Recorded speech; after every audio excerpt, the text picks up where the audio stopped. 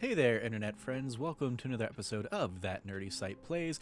Sitting down today again with the Stanley Parable Ultra Deluxe Edition. On the previous episode of, or previous Let's Play, I just kind of went through the very initial base game instructions, or the instructions that the voice kind of tells you to do, which I dubbed the do as you're told ending. I'm basically picking up right where that left off right now. But yeah, I basically just went through and was like, yeah, I'll just do everything that they tell us to do. And so this time I'm gonna try making different choices, I guess. And we'll see how this little narrative goes. But yeah, last time we turned off the mind control device and just left. So yeah, let's see what all of his co-workers version 2 gone. looks like. What could it mean? Stanley decided to go to the meeting room. Perhaps he had simply missed a memo.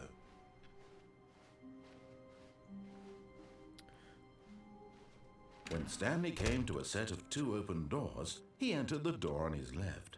So this was the first opportunity. This was not the correct way to the meeting room, and Stanley knew it perfectly well. Change. Perhaps he wanted to stop by the employee lounge first, just to admire it.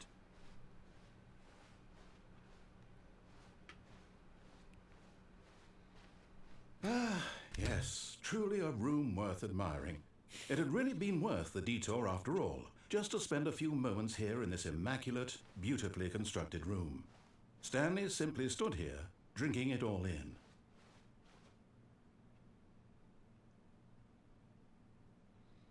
Drinking it all in. Yep.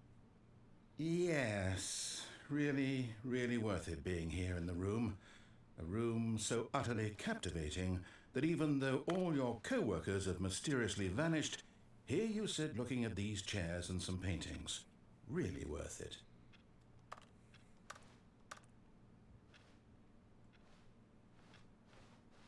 At this point, but eager to get back to business, Stanley took the first open door on his left. I mean, it seems like I shouldn't do that again, right? Stanley was so bad at following directions, it's incredible he wasn't 5 years ago.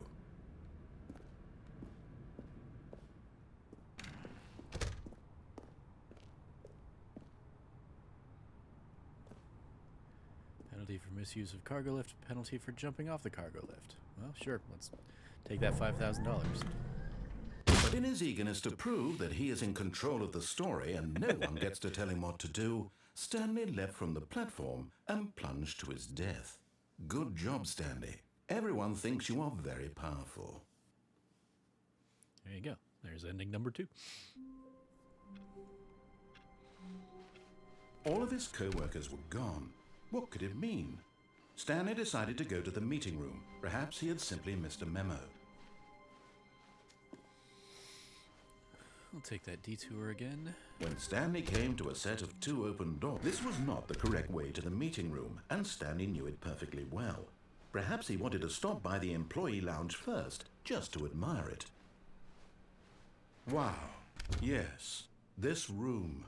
But eager to get back to business, Stanley took the first open door on his left. Still not going to do that.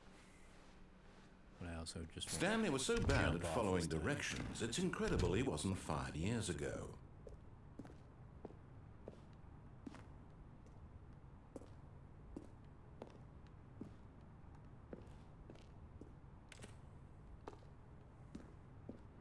I guess maybe it won't give me the option to. Maybe that is the only thing I can do on this. Look, Stanley, I think perhaps we've gotten off on the wrong foot here. I'm not your enemy, really, I'm not. I realize that investing your trust in someone else can be difficult, but the fact is that the story has been about nothing but you all this time. There's someone you've been neglecting, Stanley. Someone you've forgotten about. Please, stop trying to make every decision by yourself. Now, I'm not asking for me, I'm asking for her. This is it, Stanley. Your chance to redeem yourself, to put your work aside, to let her back into your life. She's been waiting.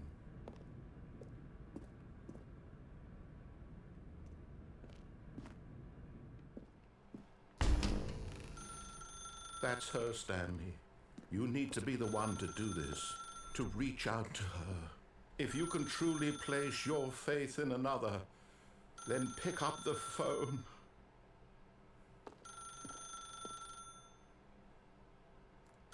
As Stanley picked up the phone, a white light engulfed him, filling him not just with radiance, but with hope. Oh, hey, Hope no, for I a life unplugged it. reunited one... Wait. Oh, goodness. Stanley, did you just unplug the phone? There we go. No, Yeah. that wasn't supposed to be a choice. How did you do that? You actually chose incorrectly. I didn't even know that was possible. Let me double check. No, it's definitely here, clear as day. Stanley picks up the phone. He's taken to his apartment where he finds his wife, and the two pledge themselves to one another. Music comes in, fade to white, roll credits. Not picking up the phone is actually somehow an incorrect course of action. How is that even possible? None of these decisions were supposed to mean anything. I don't understand. How on earth are you making meaningful choices? What did you... Wait a second. Did I just see... No, that's not possible. I can't believe it. How had I not noticed it sooner? You're not Stanley. You're a real person. I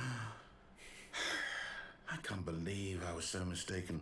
This is why you've been able to make correct and incorrect choices. And to think I've been letting you run around in this game for so long. If you'd made any more wrong choices, you might have negated it entirely. It's as though you completely ignored even the most basic safety protocol for real-world decision-making. Or did you not grasp the severity of the situation? Well, I won't have that kind of risk on my watch. I'm going to stop the game for a moment so we can educate you properly on safe decision-making in the real world.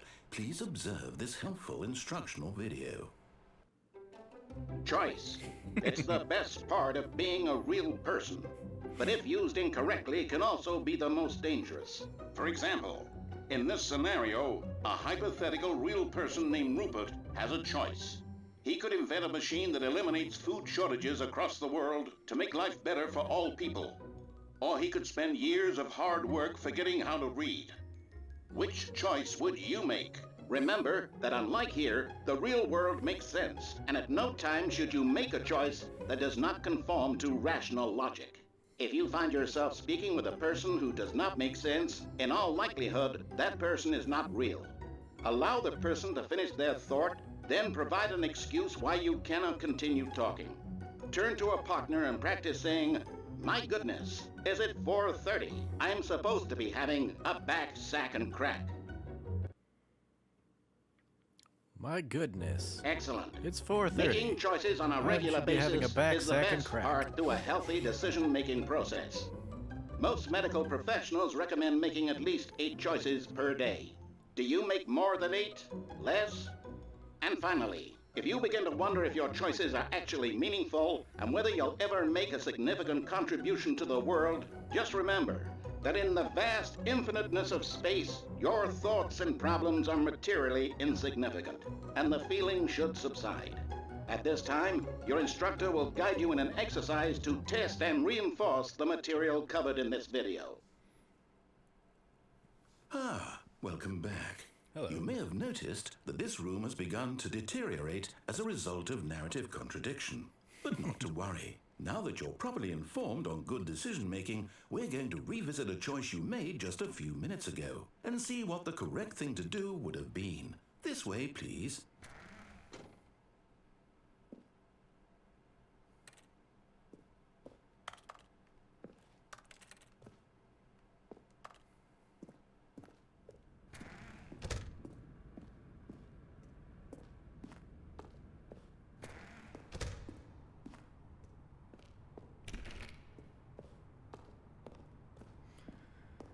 So now it's sending me back this way.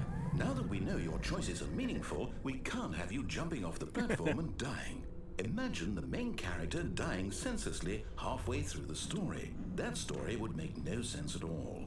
We just need to get you home as soon as possible before the narrative contradiction gets any worse. Unfortunately, it seems this place is not well equipped to deal with reality.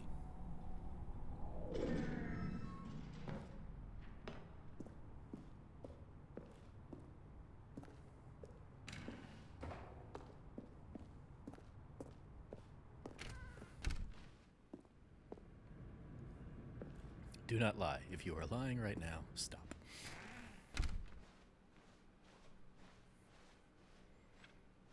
So it's sending me all the way back to the, like, go left or go right. Almost there. You'll take the door on the left, back to the correct ending, the story will have resolution once again, and you'll be home free in the real world. Now remember, all you need to do is behave exactly as Stanley would. That means choosing responsibly and always putting the story first. I'm quite sure you'll be up to the task. Just follow my lead and you'll be fine. All right. When Stanley came to a set of 2 open doors, he entered the door on his left. No! Why did you do that? Quickly, hurry back in the other direction. Perhaps we're not too late.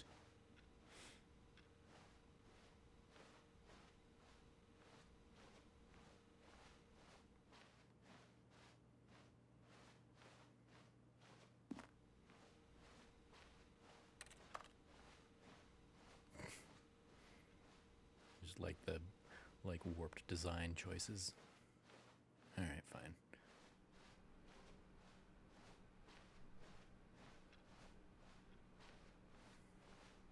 Oh, it's ruined. I can't believe, after everything we talked about, that my story, you've destroyed my work. Why? For what? What did you get out of that? What did you think was so special about seeing the game undone, left here like so much garbage? It's worth this now. And what am I supposed to do? Even if there were a way to continue, would it be worth it? To know that my story is now incorrect? How can I go back to that? I can't erase that knowledge. I'll have to live with it forever, reliving its impossibility forever. I couldn't live that way. Is it better to shut the game down entirely? To willingly destroy all of my work? I don't know. What's the answer? What do I do? What do I do? What do I... No, I have to. I have to shut the game down. I have to. I have to.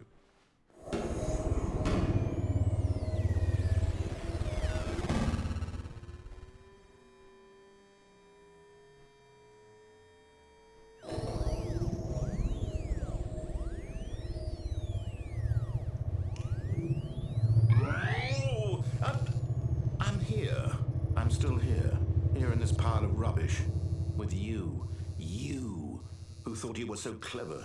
Now look where we are. My entire game is destroyed. It was the only thing in the world that was mine, and you've run it into the ground. What, did you think that would be funny? You just had to see? Didn't I impress upon you how important it was to be like Stanley? He actually knows how to do what I tell him to. He understands that if I say to do something, there's a damn good reason for it. That thought hadn't even occurred to you, had it? That there's a world outside of you? You're a child. Oh, my story.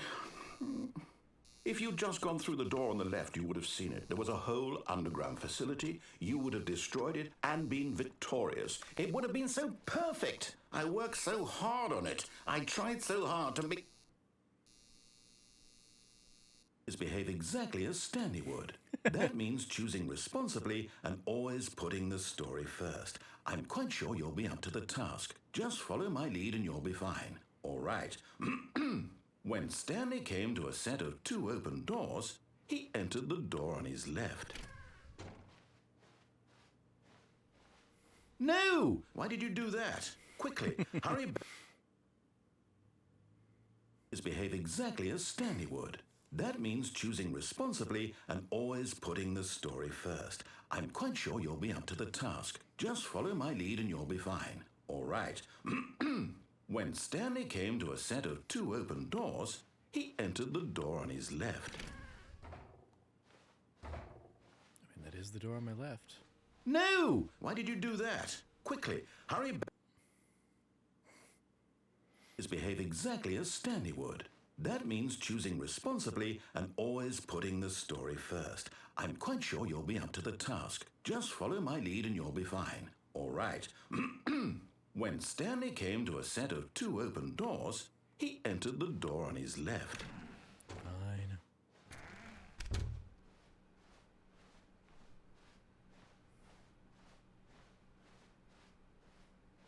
Yet there was not a single person here either. Feeling a wave of disbelief, Stanley decided to go up to his boss's office, hoping he might find an answer there.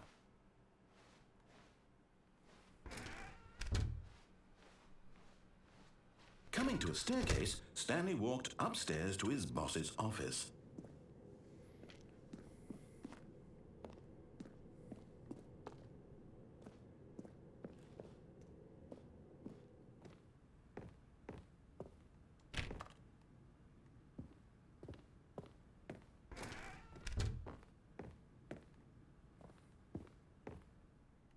Stepping inside his manager's office, Stanley was once again stunned to discover not an indication of any human life. Shocked, unraveled, Stanley wondered in disbelief who orchestrated this, until he saw the door with a voice receiver next to it. Surely behind this door lay all the answers to his questions. And beyond all probability, he knew the passcode. He had seen it on his boss's computer just last week. Nightshark 115. Was this the code to open the door?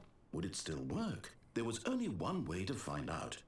Stanley had been trained never to speak up, but now he would draw from within himself the courage to face the unknown. He drew a sharp breath and then spoke the code.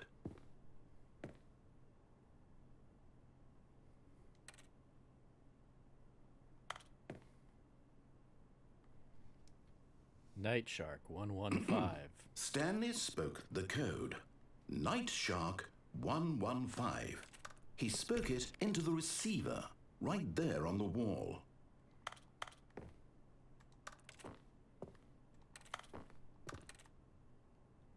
I'm sorry, is there a problem? You didn't mishear me, did you? Please speak the code into the receiver. Otherwise we can't get on with the story. This is a crucial step.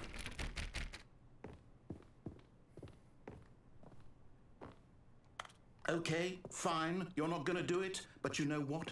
It's pretty humiliating to bring you this far, only for you to suddenly decide you have better things to do. I asked you for this one single thing, for your respect. The kind of respect Stanley shows for his choices. He knows what it means to take a story seriously. If you didn't want to see what I had to show you, then why did you come here? You had a choice, you know. You could have gone through the door on the right. You could have done whatever the hell you wanted over there. Why did you come this way? Speak. Say something to me. Explain yourself, you coward. You... When Stanley came to a set of two open doors, he entered the door on his left. Stanley? Hello? Are you... Is everything okay? Stanley, please. I need you to make a choice. I need you to walk through the door. Are you listening to me? Can you hear me? Is everything all right? Stanley, this is important. The story needs you. It needs you to make a decision. It cannot exist without you. Do you understand me? Whatever choice you make is just fine. They're both correct. You cannot be wrong here. We can work together. I'll accept whatever you do. I simply need you to take that step forward, please. Choose. Do something. Anything. This is more important than you can ever know.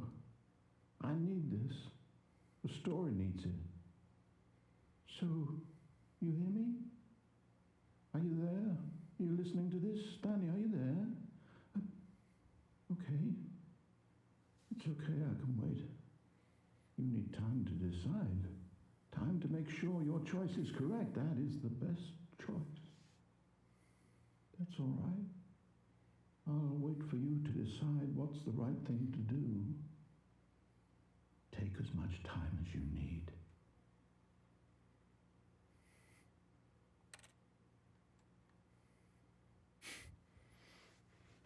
All right, well, that's another version of the ending. Sure. All of his co-workers were gone. What could it mean? Stanley decided to go to the meeting room. Perhaps he had simply missed a memo. Go left and then see where they go. When Stanley came to a set of two open doors, he entered the door on his left. We'll go through the Yet escape. there was not a single person here either. Feeling a wave of disbelief, Stanley decided to go up to his boss's office. Actually, Coming no, to I a can go down staircase, this time. Stanley walked upstairs to his boss's office. But Stanley just couldn't do it. He considered the possibility of facing his boss. Admitting he had left his post during work hours, he might be fired for that. And in such a competitive economy, why had he taken that risk? All because he believed everyone had vanished? His boss would think he was crazy. And then something occurred to Stanley. Maybe, he thought to himself, maybe I am crazy. All of my co-workers blinking mysteriously out of existence in a single moment for no reason at all? None of it made any logical sense. And as Stanley pondered this, he began to make other strange observations. For example, why couldn't he see his feet when he looked down? Why did doors close automatically behind him wherever he went? And for that matter, these rooms were starting to look pretty familiar. Were they simply repeating? No, Stanley said to himself, this is all too strange. This can't be real. And at last, he came to the conclusion that had been on the tip of his tongue. He just hadn't found the words for it. I'm dreaming, he yelled. This is all a dream. Oh, what a relief Stanley felt to have finally found an answer, an explanation. His co-workers weren't actually gone. He wasn't going to lose his job. He wasn't crazy after all. And he thought to himself, I suppose I'll wake up soon. I'll have to go back to my boring real-life job pushing buttons. I may as well enjoy this while I'm still lucid. So, he imagined himself flying and began to gently float above the ground. Then he imagined himself soaring through space on a magical starfield, and it too appeared. It was so much fun, and Stanley marveled that he had still not woken up. How was he remaining so lucid? And then perhaps the strangest question of them all entered Stanley's head.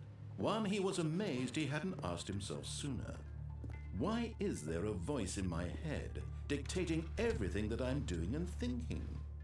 Now the voice was describing itself being considered by Stanley, who found it particularly strange.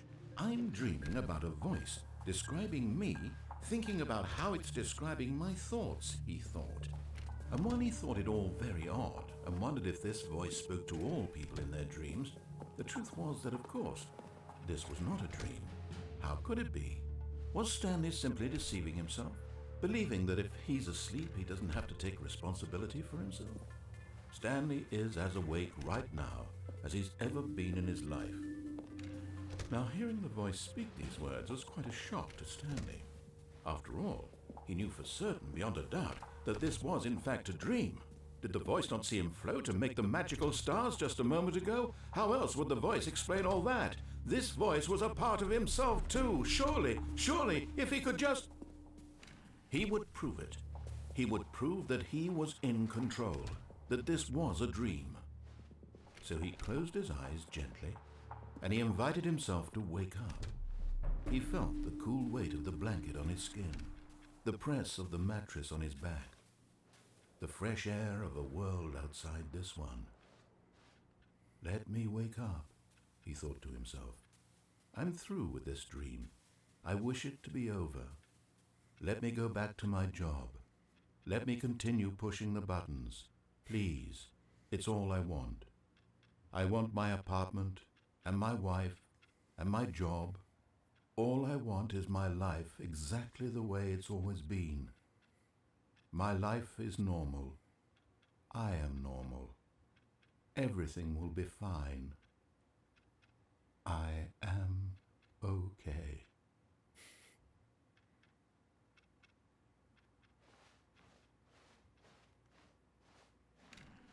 Stanley began screaming. Please, someone wake me up. My name is Stanley. I have a boss. I have an office. I am real. Please, just someone tell me I am real. I must be real. I must be. Can anyone hear my voice? Who am I? Who am I? And everything went black.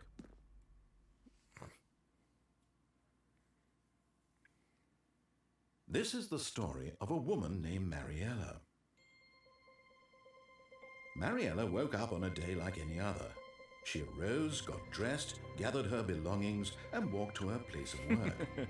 But on this particular day, her walk was interrupted by the body of a man who had stumbled through town talking and screaming to himself, and then collapsed dead on the sidewalk. And although she would soon turn to go call for an ambulance, for just a few brief moments she considered the strange man. He was obviously crazy, this much she knew. Everyone knows what crazy people look like.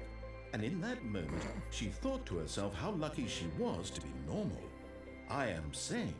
I am in control of my mind. I know what is real and what isn't.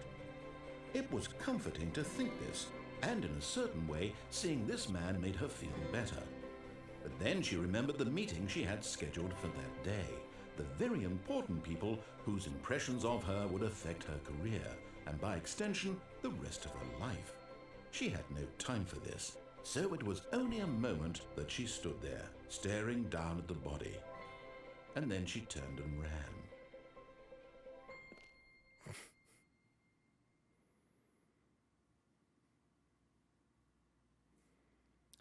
The end is never the end.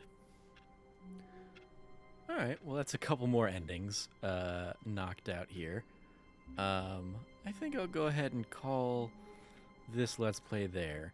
And I'll probably just kind of wrap up with these and just kind of like keep exploring the game on my own. But yeah, it's Stanley Parable.